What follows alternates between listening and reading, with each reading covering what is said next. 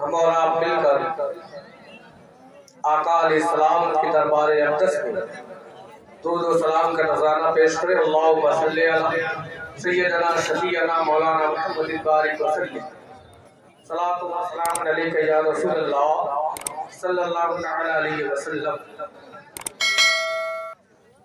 وقت زیادہ ہو گیا ہے، میری گزارش ان حضرات سے ہے جو حضور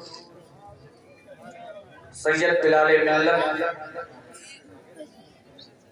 کے چہرے کی زیارت کر رہے ہیں تو وہ اور آگے آ جائیں۔ جو حضرات پیچھے بیٹھے ہیں، اگر بلال میاں کی محبت آپ کے دلوں میں ہے تو آگے آ جائیں، اور جن کے دلوں میں نفرت ہے تو وہ جہاں چاہے وہاں چلے جائیں۔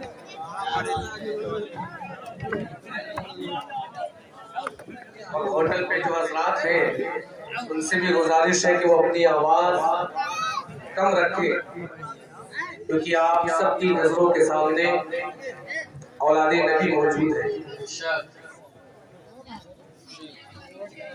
جنہیں جانا تھا وہ چلے گئے،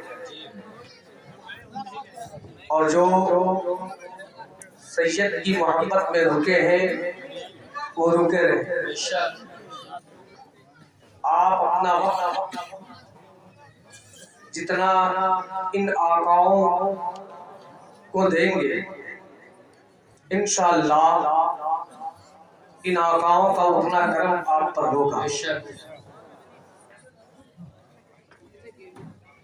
آنا اور جانا یہ انسان کی زندگی کا دستور ہے، تو جو گئے ان کا بھی شکریہ، جو بیٹھے ہیں ان کا بھی شکریہ۔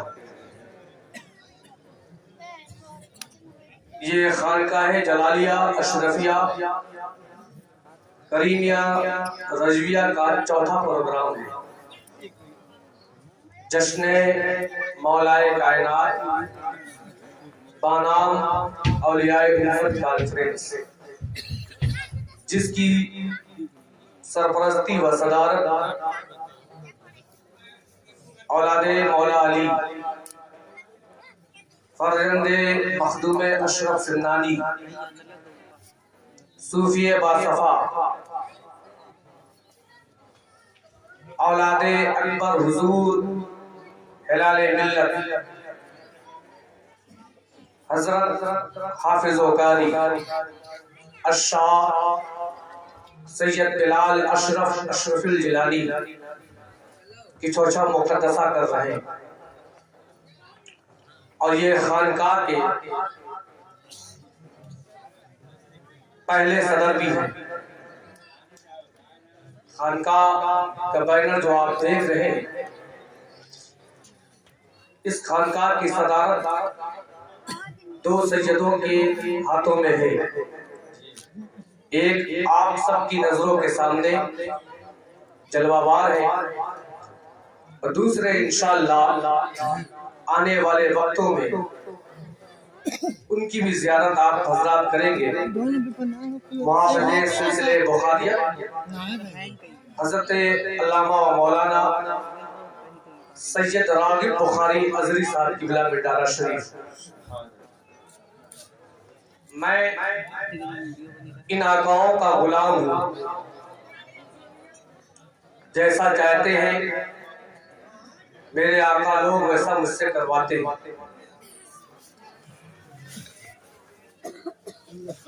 میری برسوں کی تمنا آج پوری ہوئی کہ اپنے مرشد حضور سید بلال اشرف الجلانی کے سامنے کچھ کہا جائے، تاکہ مجھ میں جو کمی ہو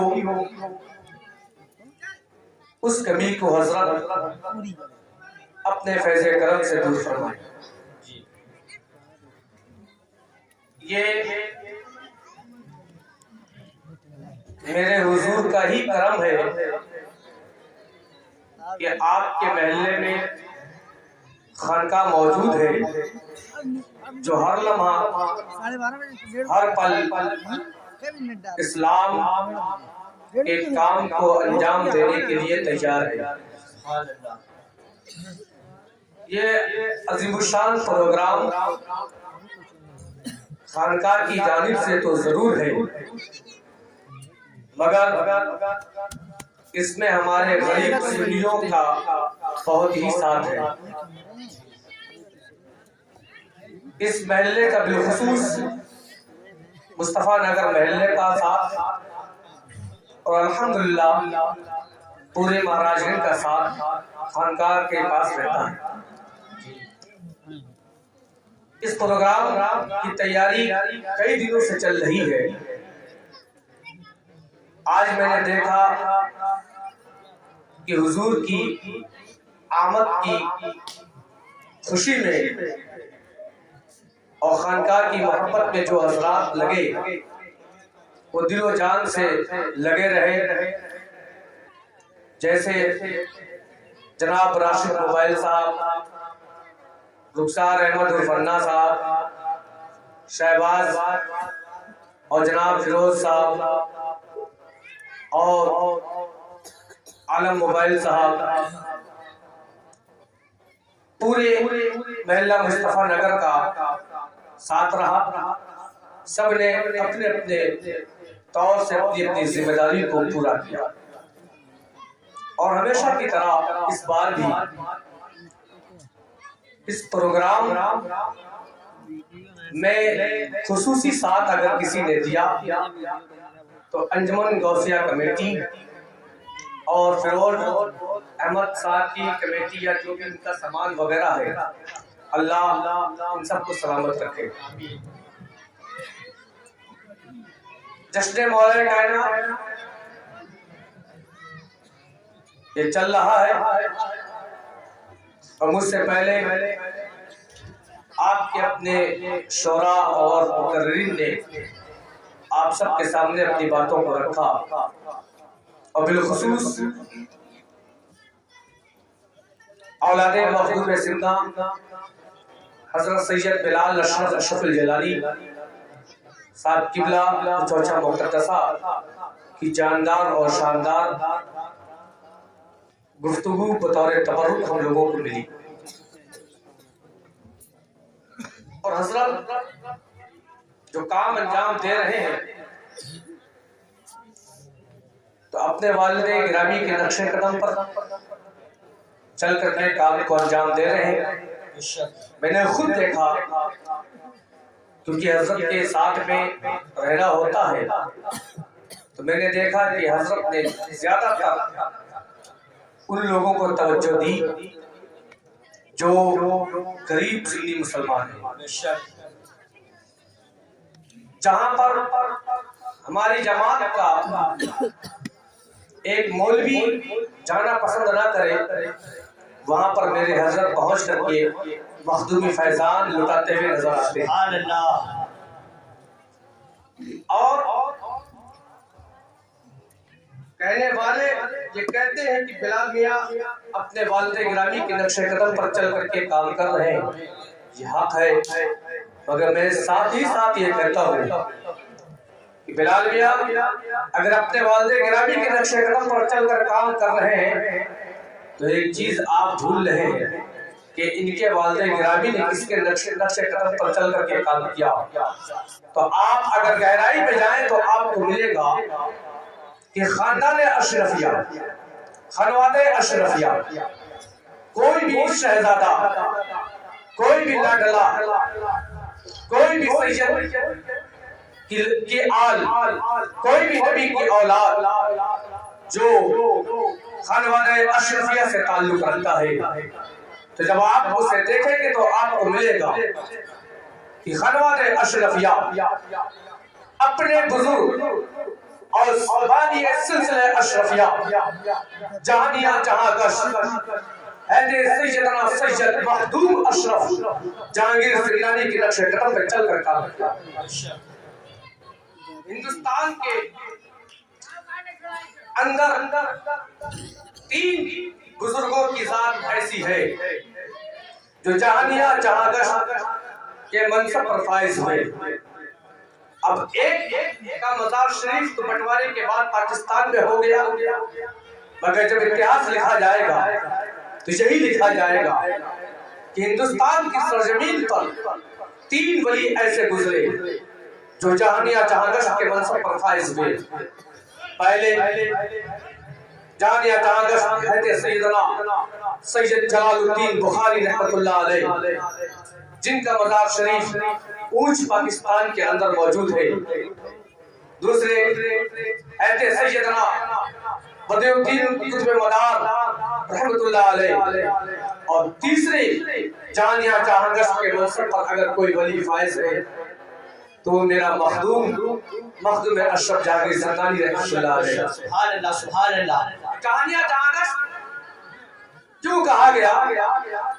اس لیے کیونکہ مخدوم سمنا نے سمنا کی سرزمین سے جب سفر طے کیا تو بہت سی جگہوں سے ہوتے ہوئے وہ سیدنا سید جلال الدین بخاری رحمت اللہ علیہ کی بارگاہ میں پہنچتے ہیں اور پھر ان سے فیض حاصل کرتے ہیں، اور تقریباً 12 سال آپ نے حضور سیدنا مخدوم جلال الدین بخاری کی بارگاہ میں گزارا۔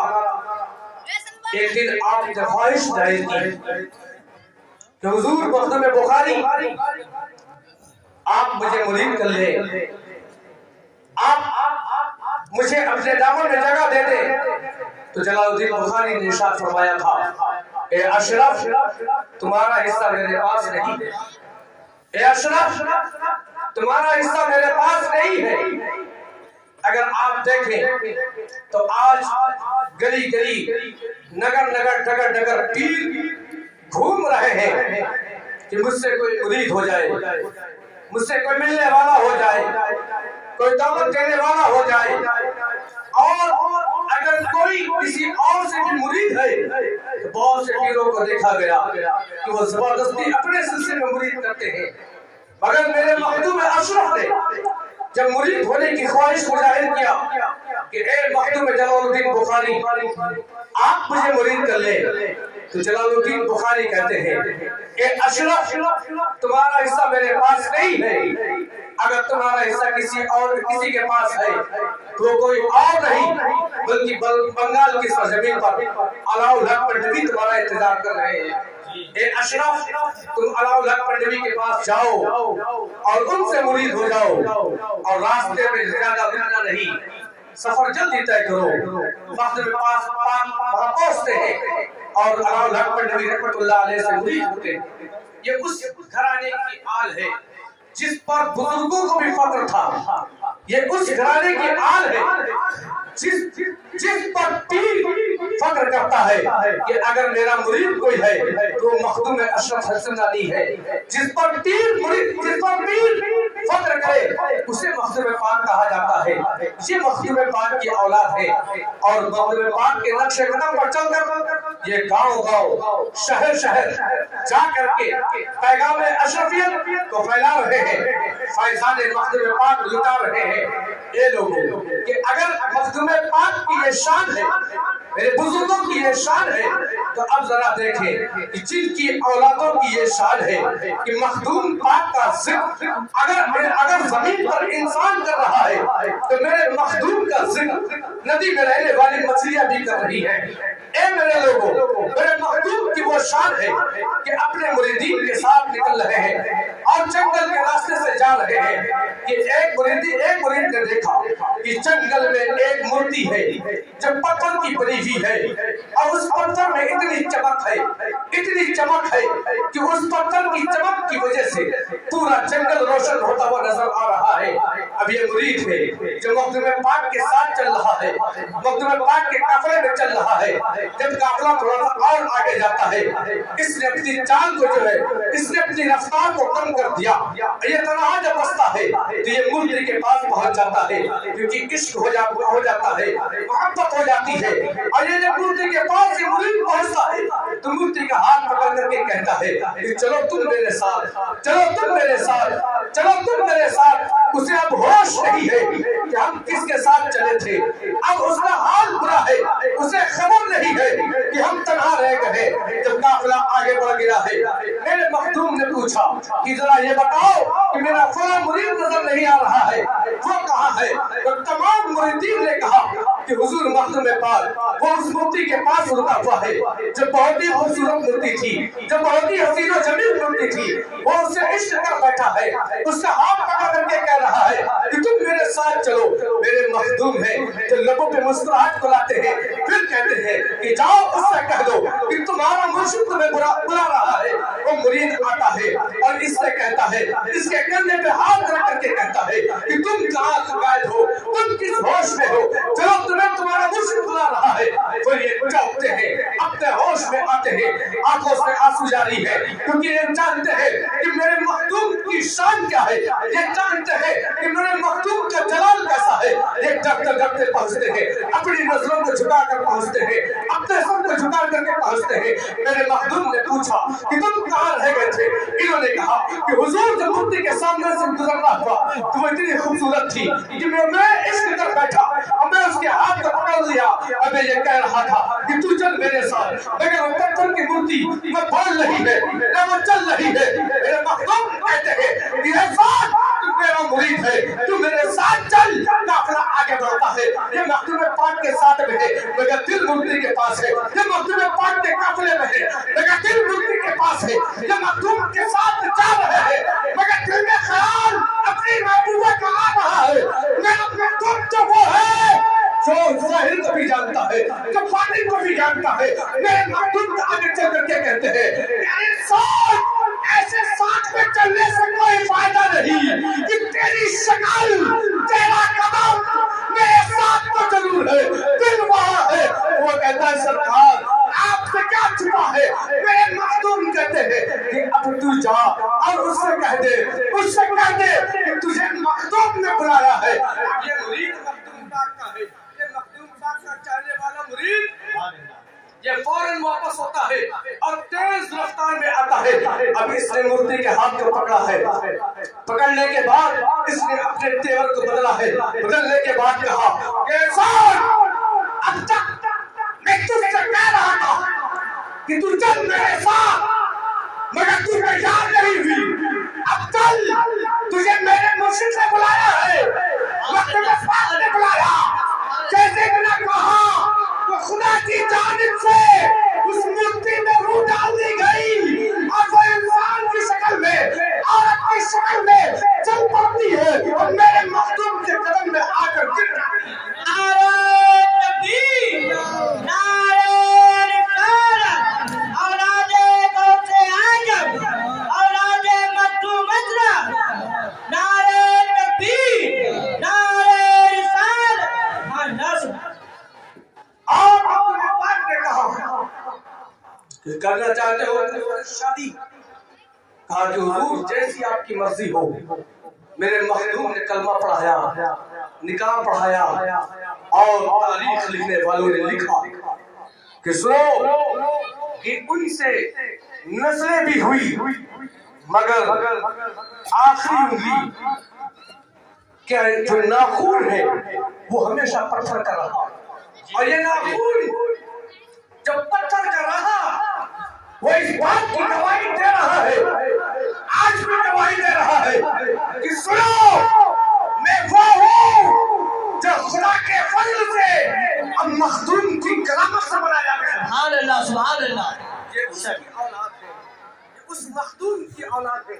ایک بڑا دلچسپ واقعہ میں اکثر بیان کرتا ہوں، میں بیان کروں میں کہتا ہوں کہ حضور مخدوم پاک نے اپنے مریدین سے کہا، لطائف اشرفی میں اس کا ذکر ملتا ہے، مخدوم پاک نے کہا اپنے مریدین سے کہ نیل کھودی جائے، نیل کھودنے کا حکم دیا میرے مخدوم نے۔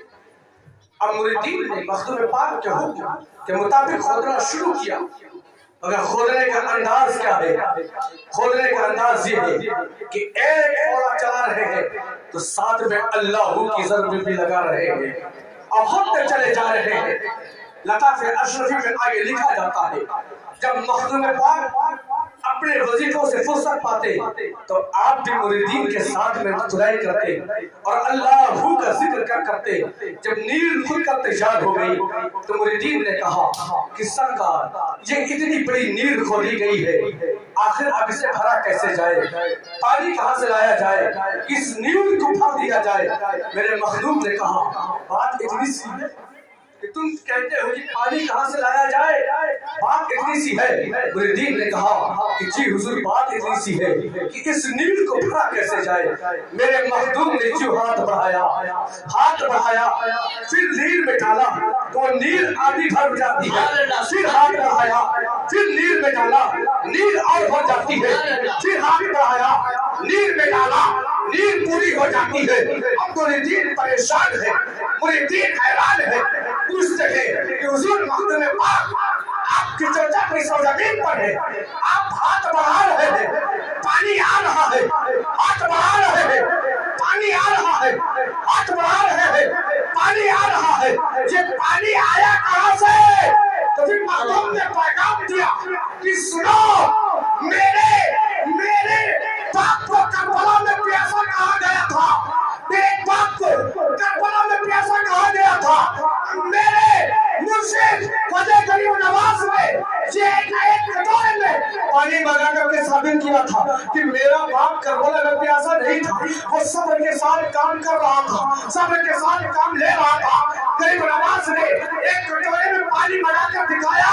मुरीदीन ने कहा सरकार आपने जो पानी मंगाया है ये पानी कहाँ का है? मेरे मखदूम मुस्कुराते हैं, फिर कहते हैं ये पानी कहीं और का नहीं। मैंने सोचा कि इधर उधर के पानी से इसे क्या भरूं, इसलिए मैंने आपे हमदम के पानी से भर दिया। नारे तकबीर, नारे रिसालत, जश्न मौलाए कायनात। ये मखदूम पाक की औलाद है। देखिए मैं एक आखिरी बात करता हूँ ताकि आप पर भी बोझ ना हो, आप भी आराम करें और कल की रात में भी आपको जगना है। दारुल उलूम अशरफिया हशमत रज़ा का प्रोग्राम रस्म दस्तारबंदी का है, उसमें भी आप लोग शिरकत करें और सुने एक बात कि हुजूर मौला अली के बारे में कहा जाता है। हज़रत ज़ैद बिन अरकम ने इरशाद फरमाया, वो कहते हैं कि मुस्तफा जान रहमत ने इरशाद फरमाया कि ए मेरे सहाबियों, मैं तुम सब के दरमियान में दो चीजें छोड़कर जाऊंगा। एक कलामुल्लाह यानी खुदा की किताब कुरान, और दूसरा अहले बैत की मोहब्बत। अहले बैत की मोहब्बत। और ये कहा कि मुस्तफा जाने रहमत ने इरशाद फरमाया कि ए साहबियों सुनो, मैं जिसका मौला हूँ अली भी उसका मौला है, मैं जिसका मौला हूँ अली भी उसका मौला है। अब जरा देखें, कहते अली की पैदाइश खाने काबा के अंदर होती और अली की आंखें बंद हैं। अली माँ की गोद में फातिमा बिन्ते असद की गोद में हजरत अली है, आंखें बंद हैं। हजरत अली से शायद कि काबा ये कहना चाहता था कि ए अली मुझे देखने के लिए लोग दूर दूर से आते हैं और तुम पैदा हुए हो मेरे अंदर, तो तुम्हारी आंखें बंद क्यों है? तुम आंखें खोलो, मुझे देखो। मगर अली की आंख बंद है, अली की आंख बंद है। तो लोगों ने ये बात फैली कि फातिमा बिन्ते असद का लड़का जो अली है वो अंधा पैदा हुआ है। ये बात फैलते फैलते मुस्तफा जाने रहमत के कानों तक पहुंची। और मेरे मुस्तफा के ये वो दौर है कि अभी ऐलान नबूवत नहीं हुआ, मेरे मुस्तफा के पास से बात पहुंची कि उनका चचेरा भाई अली جو پیدا ہوا ہے وہ دونوں آنکھوں سے نبی کا پیدا ہوا ہے. مصطفیٰ جان رحمت اپنے چچا کے گھر آتے ہیں, گھر کے اندر داخل ہوتے ہیں. میرے مصطفیٰ کہتے ہیں کہ میرا بھائی علی کہاں ہے؟ تو لوگوں نے کہا کہ اے محمد تمہارا بھائی علی ہے, وہ آنکھوں سے اندھا ہے. میرے مصطفیٰ مسکرا رہے ہیں, پھر مسکرا کر کے کہہ رہے ہیں کہ میرے بھائی علی کو میری گود میں لا کر کے دیا جائے. لوگوں نے گود میں اٹھایا, مصطفیٰ کی گود میں لا کر کے دیا. مصطفیٰ جان رحمت کی گود میں علی جب پہنچتے ہیں تو علی نے اپنی آنکھوں کو کھول دیا. علی نے اپنی آنکھوں کو کھول دیا. اب زمانہ یہ کہہ اٹھا, اے علی کہیں تم یہ کہنا تو نہیں چاہتے تھے کہ تم کعبہ کے لیے پیدا نہیں کیے گئے, بلکہ تم مصطفیٰ کے لیے پیدا کیے گئے. نعرہ حیدری یا علی حیدری یا علی کے اعلیٰ حضرت زندہ کے اعلیٰ حضرت حضور مکتوب سدہ. باد. یہ حضور سید مولا علی کی کرامت ہے کہ سنیو اہل بیت سے محبت رکھو, حضرت علی سے محبت رکھو, کیونکہ جس نے علی سے محبت نہیں کی وہ کبھی ولی نہیں بن پایا, اور جس نے علی سے دل سے محبت کی کوئی وقت کا غوث بنا, کوئی وقت کا قطب بنا, کوئی وقت کا ابدال بنا, کوئی محمد پاک کے نام سے جانا گیا, کوئی احمد کبیر رفاعی کے نام سے جانا گیا, کوئی غوث اعظم کے نام سے جانا گیا, کوئی غریب نواز کے نام سے جانا گیا, کوئی ابوالحق پنڈوی کے نام سے جانا گیا, کوئی سراج الدین عقی کے نام سے جانا گیا, کوئی محبوب الہی کے نام سے جانا گیا, تو کوئی محمد علی کاکی کے نام سے جانا گیا.